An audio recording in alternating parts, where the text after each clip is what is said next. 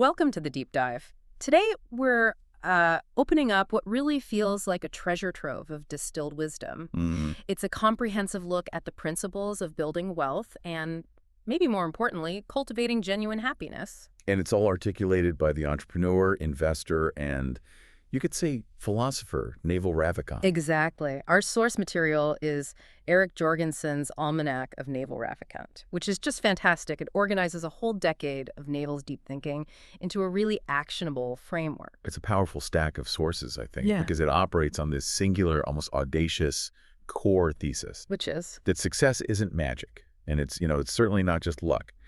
Building wealth and achieving a state of enduring happiness. They are both highly personal yet highly learnable skills. That concept is genuinely liberating. I mean, when I first came across it, it clicks. It does. It instantly removes that fatalism, that idea that wealth is reserved for people born into the right family or, happiness is for people with the right temperament.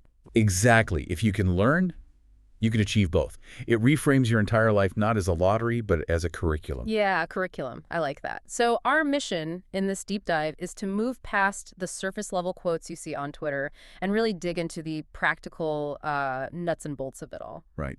How Naval proposes we approach these two fundamental human pursuits. We are focusing intensely on the necessary shifts in mindset, the acquisition of leverage, and, this is the hard part, the cultivation of a radical, sometimes painful level of self-awareness. Okay. Let's unpack this blueprint for a better life. Mm. Let's start with the money side of the equation because, well, that's where most people start. It is. And Naval makes a declaration that should really change the way everyone views their career. He says making money is a skill you learn. Just like learning a language. Or a trade, yeah. Yeah. And the proof he offers is it's astonishingly direct. He believes that if he lost everything today, if he was just dropped on a random street With nothing. with nothing, he could be wealthy again in 5 to 10 years. And that statement is the ultimate rejection of the victim mentality, isn't it? It means the wealth isn't in the bank account. The wealth is in the skill set. It's in the framework in his head. Exactly. And crucially, he immediately pivots away from the idea that hard work is the sole requirement. Well, thank goodness for that. Yeah. Because you see incredibly hardworking people everywhere. Waiters, nurses, sanitation workers, people who work way harder than most tech founders. Yeah. And they never achieve financial freedom. Right. Grinding in the wrong direction is just a recipe for exhaustion, not for wealth.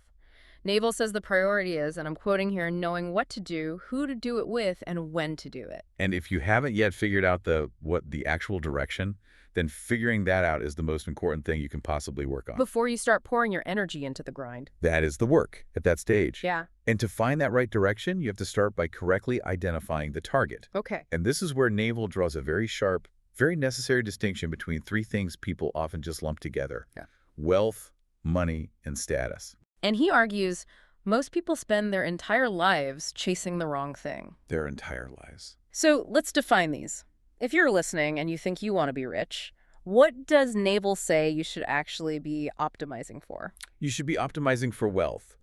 And wealth, his definition is key, is assets that earn while you sleep. Okay, so give me some examples. Think of factories, robots, computer programs running automatically, intellectual property, or money that's being automatically reinvested into new opportunities. So it's the stuff that's working when you're not. Precisely. That is the goal because it provides financial freedom and it frees up your time, which is the ultimate resource. Okay, so that's wealth. What's money then? Money, by contrast, is merely social credit. It's an IOU from society for value you created in the past. It's like a token. It's a token, yeah. It's a tool for transferring time and wealth, but it degrades over time, inflation. And it requires constant maintenance. It's what you use to buy assets, but it is not the asset itself. Got it. And then there's the third one, the tricky one, status. Ah, status. This is your place in the social hierarchy. Who gets credit, who gets attention, who gets respect. And Naval is particularly blunt here. He calls it a zero-sum game. It is a zero-sum game. If you move up the status ladder, someone else has to move down. Politics, sports, even academic disputes. They are, at their core, status games. And the key insight, I think, is that ethical wealth creation, building a product, writing great code, inventing a process, that's a positive-sum game. Yes, you make the pie bigger for everyone. When you build something new that people want, you get wealthy. and they get something that improves their life. Everyone wins. It's not a competition in the same way. No, it's creation. And the moment you start ignoring people who are playing those zero-sum status games, people who spend their time tearing down others, engaging in political fights online, or seeking outrage, you unlock massive amounts of mental energy for positive sum creation. He also says that status seekers often attack wealth creators. They do, because they despise the positive sum nature of creation. It's a different game with different rules that they don't understand or value. But I do want to push back on that just slightly. It sounds great to say ignore status games, but in reality, isn't status, or at least reputation, often the gateway to obtaining the capital you need to build wealth? That's a fantastic point. I mean, Warren Buffett has immense status, his reputation, which allows him to raise billions of dollars with a single phone call. So isn't ignoring status itself a kind of, well, a status game? That is a critical distinction for you to internalize. The difference is how the status is acquired. Okay. If your status comes naturally as a side effect of consistently creating genuine value, of building a reliable reputation, of delivering on your promises, like Buffett, Right. then that is valuable social proof. It unlocks leveraged opportunity. But if your status comes from tribal affiliation, political posturing, or tearing others down, that status is inherently fragile, and it's actually detrimental to creation. So it's earned status versus claimed status. That's a great way to put it. And you must, he says, reject the belief that wealth is evil. If you secretly despise it, that cognitive dissonance will ensure it eludes you. That makes a lot of sense.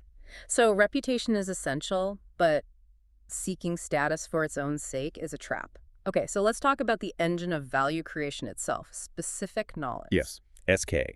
This, Naval claims, is the bedrock of wealth. And what is it exactly? Specific knowledge is knowledge that society cannot train you for, and therefore society cannot easily replace you. That's a brutal truth right there. It is. If a university can offer a degree in it, or if your employer has a training manual for it, society can eventually train someone else or a machine to do your job more cheaply. So how do you find this specific irreplaceable knowledge if it's not taught in school? Where does it come from? It's found by pursuing your genuine curiosity and passion. It stems from a unique, almost idiosyncratic combination of your personal DNA, your childhood obsessions, your upbringing. The stuff you were into before you felt you had to make a living. Yes, exactly that. And that's the real aha moment we need to dwell on.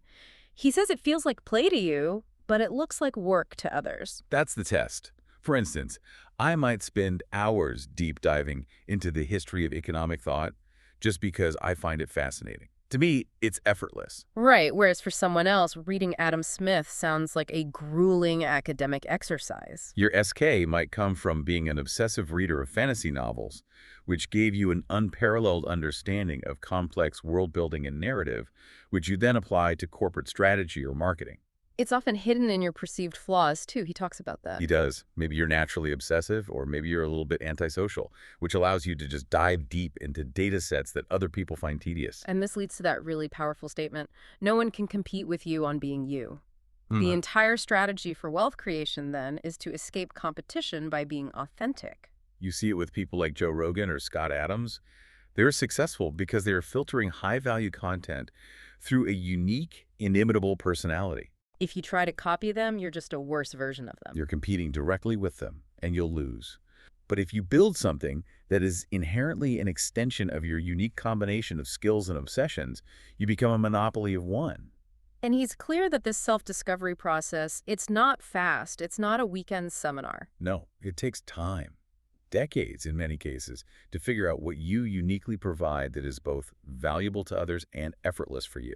Which brings us to the final piece of this foundation, the need to become a perpetual learner. Right, because the old industrial model, 4 years of school, 30 years of work, it's totally obsolete. Technology just moves way too fast. That's a huge mental shift. You can't just rely on a certification you got 20 years ago. The goal now is not a finite education, it's adaptability. The most important skill today is the ability to become an expert in a brand new field within, say, 9 to 12 months. Wow. And this doesn't mean memorizing niche concepts. It means mastering the foundations. if you understand basic arithmetic, microeconomics, probability psychology, and persuasion.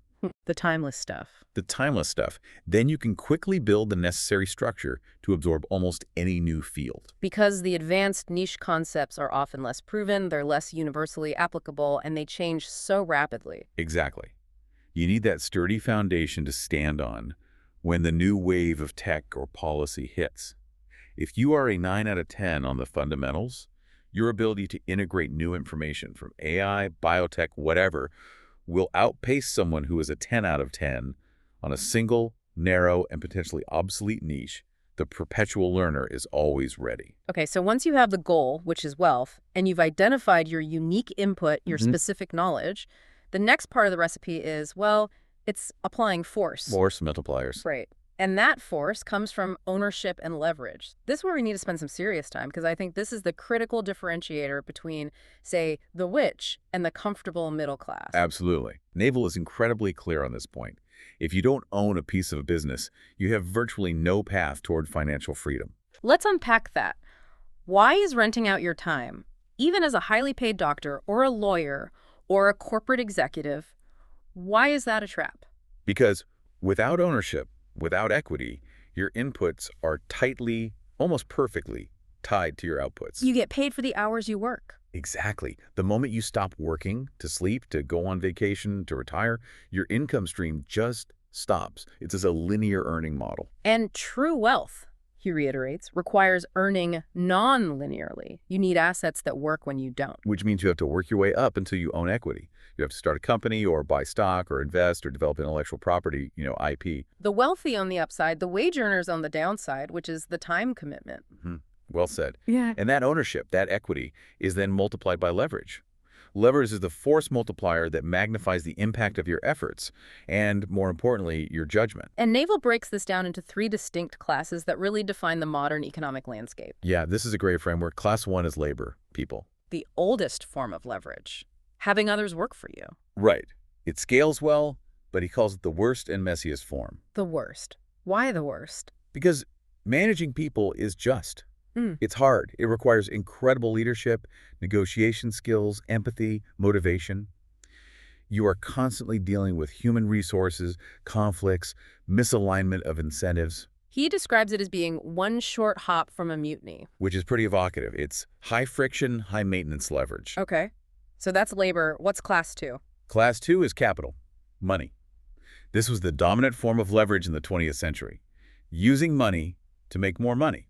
So bankers, private equity managers, early industrialists. Exactly. Capital scales beautifully and cleanly, but it has one huge drawback. Which is? It is permissioned leverage. Permission, meaning you need someone else's permission to get it. You need someone's permission. Whether it's a bank loan or venture capital or investor faith, you need gatekeepers to trust you with large sums of money.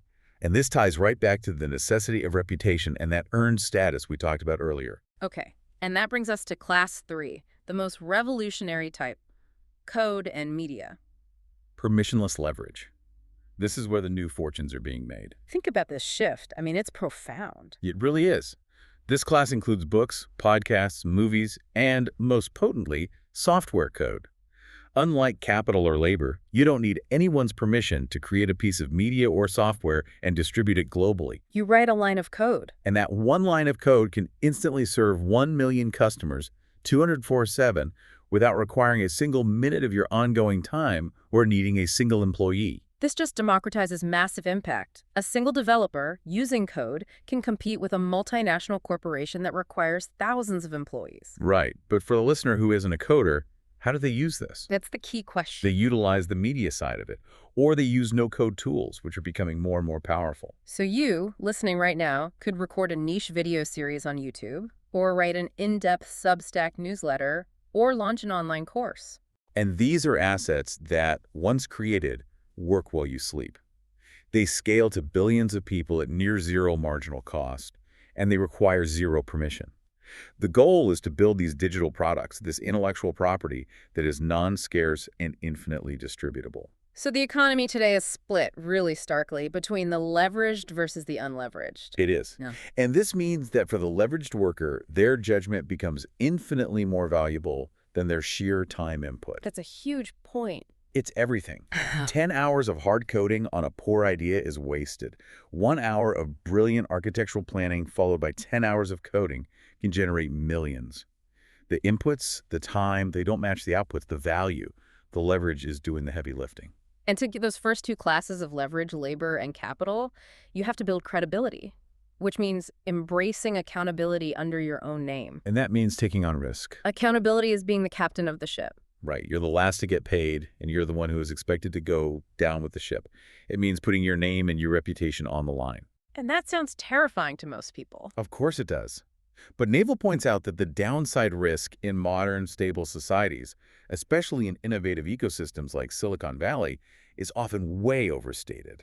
He says bankruptcy is survivable. It's often wiped clean. People will forgive honest effort and high-integrity failures. Right. The societal tendency is to avoid short-term risk, but that avoidance severely limits your long-term upside.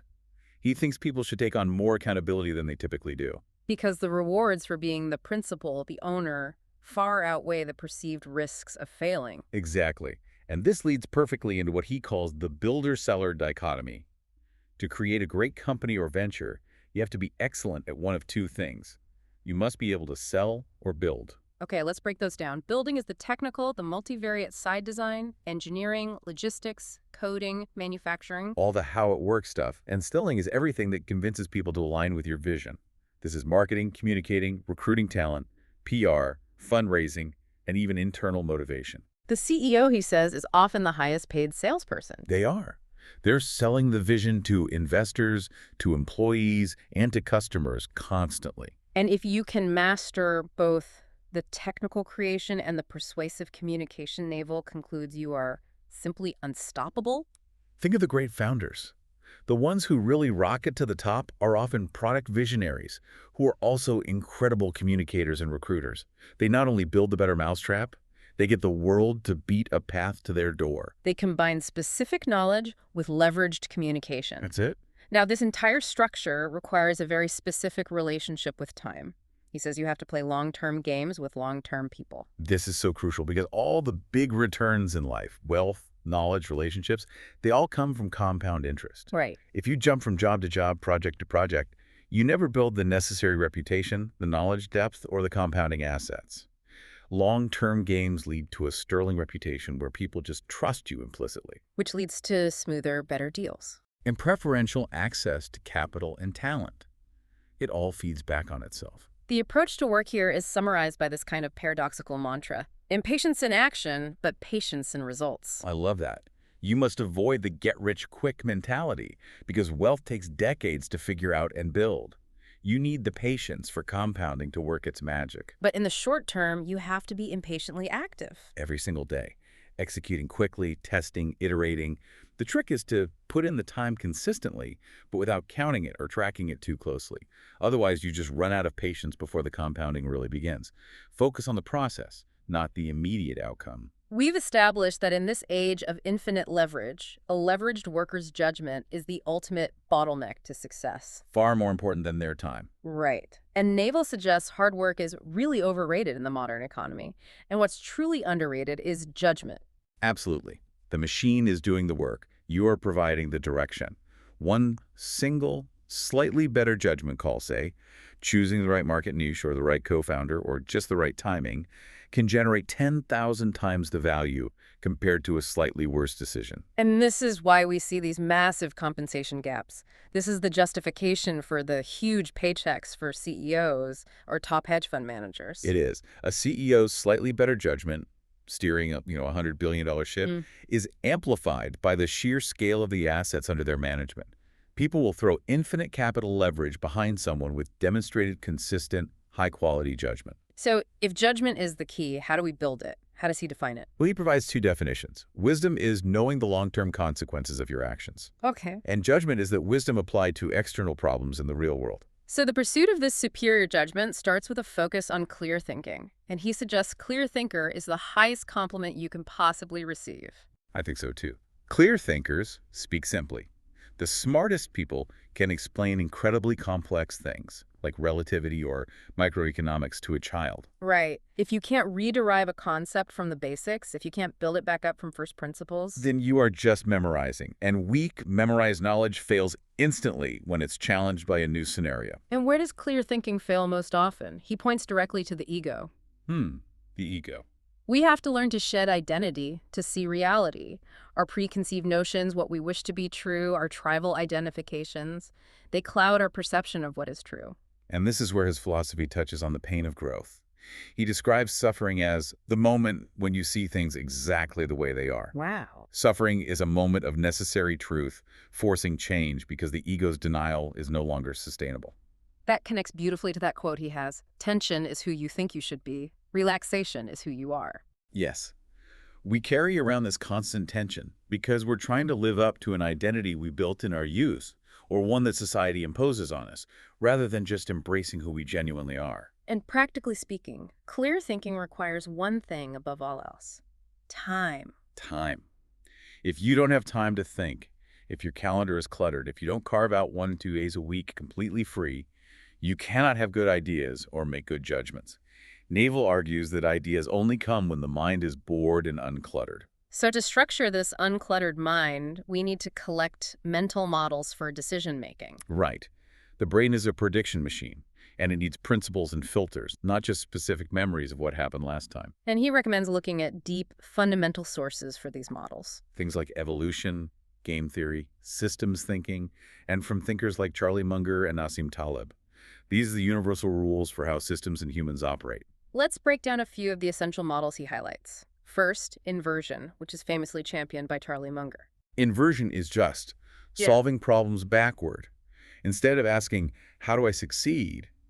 You ask, what would guarantee I fail? And then you just avoid that. You just avoid that. You solve the problem by eliminating what won't work, what will kill you, or what will lead to catastrophic mistakes. Naval suggests success is just about not making mistakes. If you can just avoid the massive career-ending blunders, compounding will eventually handle the rest. It encourages risk mitigation over just blindly chasing grand opportunities. Okay, the second one is the principal lesion problem. This is a core economic model. It describes the conflict of interest between a person who manages assets, the agent, and the person who owns them, the principal. He quotes Julius Caesar. He does. If you want it done, then go, and if not, then send. The agents say a highly paid sauce sales executive is optimizing for their commission, their vacation time, their career path. Right. The principal, the founder, the owner, is optimizing for the long-term asset value of the company.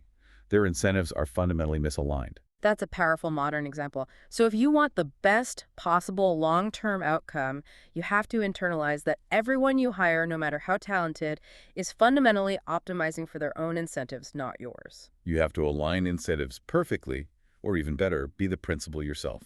The third model is falsifiability. This sounds very academic. It does. It comes from the philosophy of science. Yeah. But it's practical. True knowledge, or science, must make falsifiable predictions, statements that could, potentially, be disproven through an experiment.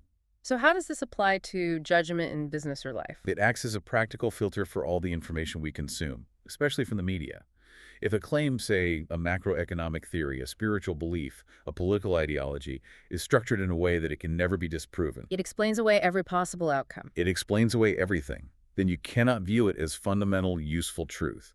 It helps the clear thinker distinguish between useful knowledge and ideological junk that just serves ego or tribal identity. Moving from models to practical application, let's look at two critical decision heuristics. The first is the no rule. The no rule for high-stakes, long-lived decisions. If you cannot decide, the answer is no. And this is reserved for the big ones. The really big ones. Marriage, business partners, where you live, a job that requires a massive relocation. These are dominating decisions that lock you in. In our world of infinite options, we often feel like we have to choose. But indecision is actually a clear signal from your subconscious that the long-term fit is wrong. If you find yourself needing to create a massive pros and cons list to justify a long-term commitment, You already have your answer. It's no. it's no. The second one is the run-uphill heuristic. If you have two choices that are relatively equal in outcome, Take the path that is more painful in the short term. Why on earth would you do that? It goes against every natural tendency. It's designed to counteract that exact evolutionary bias. All real long-term gains in life, physical fitness, financial independence, deep knowledge, they all require short-term sacrifice or pain. So, by deliberately choosing the more difficult short-term option. Say, choosing the necessary difficult conversation over avoidance, or choosing the side project that requires learning a painful new skill, you ensure you are accumulating long-term compounding rewards. That forces you to constantly evaluate if you're just defaulting to what's easy. Exactly. And the final heuristic, this one is about time and value, the high aspirational rate. This is a great one. It's a financial and behavioral hack. Set an absurdly high personal aspirational hourly rate. He suggested $5,000 an hour, even when he was younger. And then you stick to it. If a task is below that rate, you ruthlessly outsource it, automate it, or just ignore it. So if you spend 3 hours sorting mundane emails, you are effectively costing yourself $15,000 of time. Time that could have been spent on high-leverage activities, like strategic thinking or building code. It forces you to prioritize ruthlessly. And it also recalibrates your self-worth. You will never be worth more than you think you are worth. Okay, so if specific knowledge and leverage are the keys to wealth, then reading is the master key that unlocks both of them. Naval calls reading the ultimate meta skill. And we truly live in the age of Alexandria, don't we? The sum total of human knowledge is available on our screens. The constraint is no longer access to knowledge. It's the desire to learn and the ability to synthesize. Right. He suggests his own intelligence, and much of his success comes simply from reading an hour or two a day consistently for decades. But there's a paradox here. A lot of people struggle with reading because their brains have been rewired by modern media. So what's his primary advice for the struggling reader? His advice is simple and pretty radical. Read what you love until you love to read. Forget the perceived obligation to read dense classics or dry nonfiction. Forget it. Start with junk, if that's what hooks you. Comics, history, sci-fi, whatever. The point is to make the habit stick. Once the love of reading takes hold, your interests will naturally guide you to the material that is most valuable and improves your life. And once you love reading, he encourages rereading. He says focus on the 100 great books over and over. Rereading is so critical because a truly great book is just too dense to absorb fully on one pass. The concepts need to sink in, to integrate into your subconscious mental models. It's about deep absorption, Right. weaving the ideas into the tapestry of your psyche, not just checking a box on a list. Exactly. And this brings us to what he calls the book hack, a method specifically designed to restore reading habits in the age of the internet. Because our brains have been conditioned by these bite-sized dopamine snacks. Twitter, social media, quick videos, it's fundamentally lowered our tolerance for sustained, deep concentration. So the hack is to treat books as throwaway blog posts. Meaning you feel absolutely zero obligation to finish a book. Zero. You can skim, you can skip chapters, you can start in the middle. This sounds almost heretical to traditional learning. I can hear my high school English teacher screaming. I know, but the psychology is sound. The vanity metric of finishing a book is often the very thing that stops people from starting the next one. Right. If you get the main gist of a nonfiction book's core argument in the first 50 pages. Put it down. You've extracted the value. If the author is just padding the content to fill pages or make money, you are wasting your time. This method removes the cognitive burden of obligation and allows you to read for pure learning and curiosity again. And to make sure this knowledge actually sticks, to build those mental models, he advises, explain what you learned to someone else. Teaching forces learning. It immediately reveals the gaps in your own comprehension. And to ensure you're building a solid worldview, you have to be extremely careful about your sources. He warns against just reading what your contemporaries are reading for social approval. His instruction for independent thinking is pretty stark. He says, read the greats in math, science, and philosophy. Ignore your contemporaries in news. Avoid tribal identification. Put truth above social approval. That is a high bar, but it makes so much sense. If you rely on a foundational material that is weakly true or flawed, every new idea you encounter will be judged against that shaky foundation. And you'll end up with a flawed worldview. So stick to the basics that have been proven over centuries. Arithmetic, microeconomics, probability statistics, the foundational texts of philosophy and science. Read Darwin, read Adam Smith, read the Stoics. Exactly. The older the problem, like human values or health, the older the solution is likely to be. We've spent a lot of time on wealth, but the sources are really clear that money only solves your money problems. That's it. It doesn't solve your mental problems. You can become this high anxiety, highly leveraged person who, upon becoming wealthy, still cannot turn off the anxiety machine in their head. Which means happiness has to be addressed as a separate, learnable skill. Right. And Naval notes his own transformation here from a self-described 2 out of 10 happy person to a 9 out of 10. And he emphasizes that the financial change was a very minor component of that improvement. He defines happiness just like fitness. It's a highly personal skill that can be consciously cultivated through habits and practice. His definition is so crucial. Happiness is not fleeting joy or positive thoughts or bliss. It is a default state. The absence of desire, the removal of the sense that something is missing in your life. Happiness is peace. That immediately confronts what he calls the trap of desire. The fundamental delusion is believing that external circumstances, a new promotion, a massive sale, a new relationship, will bring everlasting contentment. He frames desire as a self-inflicted contract for suffering. And he says, desire is a contract you make with yourself to be unhappy until you get what you want. And we go around signing these contracts all day long, don't we? Desiring a bigger house, a better body, a different relationship. And then we wonder why we're constantly miserable. The strategy, then, is radical choice. Choose your desires very, very carefully. He says, try not to have more than one large desire at any given time, and recognize that single desire is the axis of your current suffering.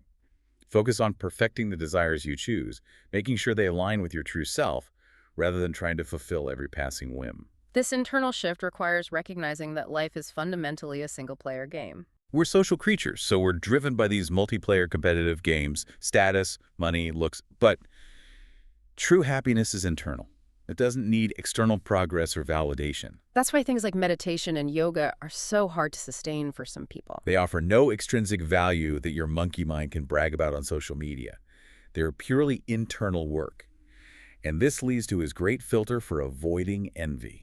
This one is so good. If you are jealous of someone, You must be willing to do a wholesale 24/7 swap with everything about that person, their body, their money, their personality, their history, their self-image, and all their future problems. and since almost no one genuinely wants to perform that wholesale swap, The jealousy is irrational. You're just cherry-picking the best parts of their lives while ignoring the full spectrum of their suffering and their sacrifices. If you wouldn't take the whole package, there is no point in suffering over a single piece of it. and this translates into practical habit advice about the people you spend time with. Right. When working, surround yourself with people who are more successful than you. It forces you to step up your game. But when playing, Surround yourself with people who are happier than you. Because happiness, unlike wealth, is not something you acquire through competition. happiness is built by adopting good habits. This is governed by the mantra: easy choices, hard life. Hard choices, easy life. The short-term pain of discipline leads to long-term ease. The short-term ease of indulgence leads to long-term hardship. Health issues, debt, relationship decay, you name it. Key habits for mental stability include a daily morning workout. He says make it the #1 priority, above family and work. Which is controversial but makes sense. And also eliminating addictive substances like alcohol and sugar, and ruthlessly minimizing time spent on screens that just feed dopamine loops like social media or video games, which create mood instability. He also emphasizes the role of meditation as intermittent fasting for the mind. We are constantly feeding our mind inputs. Time alone, quiet, undistracted, in self-examination is what resolves the unresolved emotional and mental clutter. And he practices what's called choiceless or non-judgmental awareness. Just allowing thoughts to run without effort, judgment, or engagement. And the profound insight meditation provides is the realization of how out of control the monkey mind is. It's a constant generator of fear-based fantasies, worry, and judgment.